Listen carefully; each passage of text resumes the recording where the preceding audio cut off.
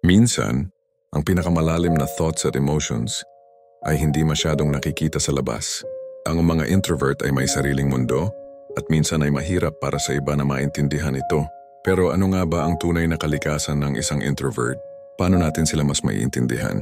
Sa video na ito, tatalakayin natin ang introvert psyche, kung paano sila mag-isip, kung bakit iba sila mag-react, at kung paano natin pahalagahan ang kanilang katahimikan. Ang isang introvert ay hindi lang isang tao na mahilig mag-isa o mas gustong tahimik. Sa kanilang psyche, ang kaligayahan at lakas ay kadalasang nagmumula sa loob. Sa kanilang mga iniisip at nararamdaman, hindi sila maghahanap ng atensyon o papuri sa labas kundi sa sarili nilang reflection. Sa madaling salita, ang kanilang mundo ay nasa kanilang mga isip at emosyon. Ang pagiging introvert ay hindi isang pagkukulang, kundi isang natural na paraan ng pagproseso ng impormasyon at pagkonekta sa mundo. Ang mga introvert ay kadalasang may malalim na kaisipan. Mas gusto nilang maglaan ng oras upang pag-isipan ang mga bagay-bagay at may tendency na magmuni-muni.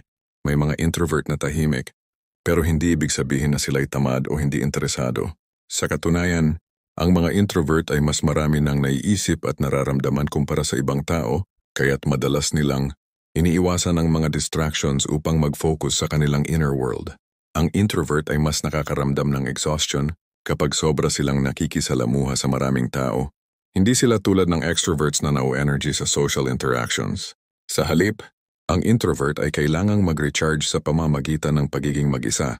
Isa sa mga pinakamalaking misconceptions tungkol sa mga introvert ay iniisip ng iba na sila'y anti-social, pero hindi ito totoo.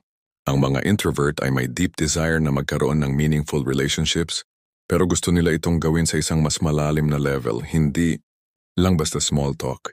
Kaya kung ikaw ay isang introvert, hindi mo kailangang magtago ng iyong tunay na sarili para lamang mag-fit in. Ang mga introvert ay may mga malalalim na koneksyon sa ilang tao, ngunit mas pinipili nila ang kalidad kaysa dami ng mga kaibigan. Sa lahat ng sinabi natin, sana'y nakatulong tayo para mas maunawaan ang introvert psyche.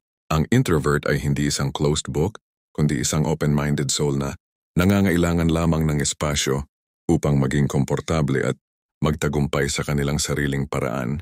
Kaya't kung ikaw ay isang introvert, yakapin ang iyong kalikasan at huwag magatubiling ipakita ang iyong galing. At kung ikaw naman ay may introvert sa iyong buhay, pahalagahan ang kanilang inner world dahil may halaga ang kanilang tahimik na mundo.